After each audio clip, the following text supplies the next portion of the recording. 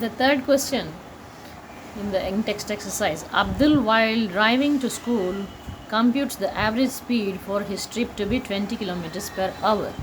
So Abdul is driving to school and the speed is 20 kilometers onward. On his return trip along the same road, there is less traffic and the speed increased and it is 30 kilometers per hour. What is the average speed for Abdul's trip? So speed onward direction has been given and speed on the return direction has been given, nothing else. So onward is this, and the return journey, at that time his speed increased and it is 30 kilometers. Now onward 20, return 30, and 20 plus 30 by 2 is not the answer, children. Average speed, there is a very definite formula for that, which says that total distance traveled by total time taken for the journey. Now we have speed in our hands, s1 and s2, or we can write it as v without the vector.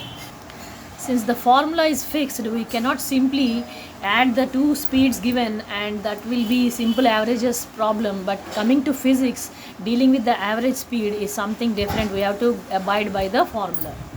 So first we need to assume that the distance is x. If a to b is x, then b to a is also x. Therefore distance onward journey and in the return journey is one and the same. But speed is in our hands, the distance has been assumed. Now we can arrive at the time taken for the onward journey and the return journey. It is x by 20 for onward. This will come in hours because units are hours, and this comes in x by 30 hours.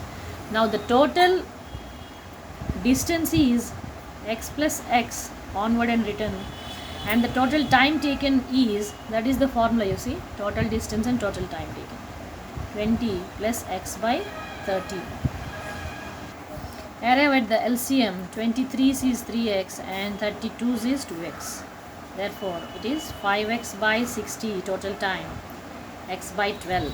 Now all we need to do is replace the total distance value and the total time value, x by 12. Here being the division, this becomes a reciprocal, this goes up. Now this is given in kilometers per hour and this is given in hours, and therefore that will also be tripled and it becomes, distance is in kilometers and this is in hours. So direct, it is direct. When these are numerator and denominator, we need not trip, but when this is a fraction, we have to write the reciprocal, which is 24 kilometers per hour. This is the average speed.